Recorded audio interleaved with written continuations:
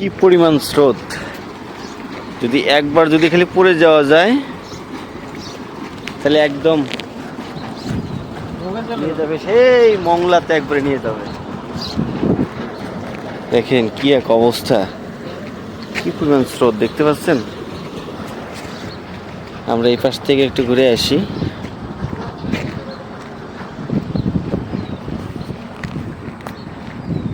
সবগুলো অঙ্গর দিয়ে বেঁধে রাখছে সবগুলো। হ্যাঁ, এই ফেরিঘাটের নামটা যেন কি, এই পাশ থেকে একটু দেখি। ভয় করতেছে, একদম কাছাকাছি যাইতেও ভয় করতেছে। সুন্দর একটা স্টিলের ব্রিজ।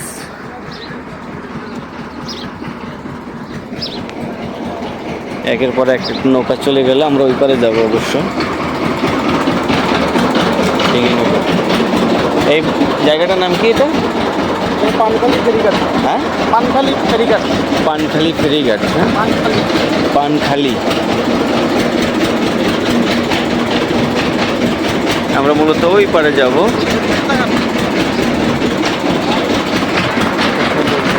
পানখালি ফেরিঘাট,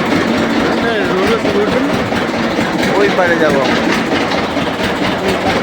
এই পাশে সুন্দর করে ইলেকট্রিক লাইনগুলো চলে গেছে, একদম সেফটি একের উপরে সিগন্যাল দেওয়া আছে।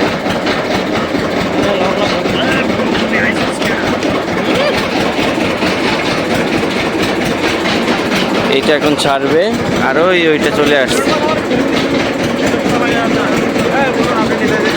আবার বলে রাখি, এটা হলো পানখালি ফেরিঘাট।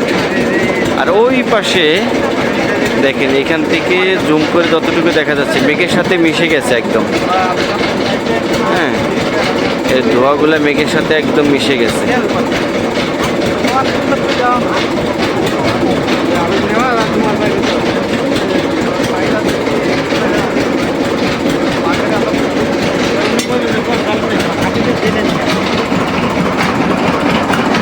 স্রোতগুলো দেখেন।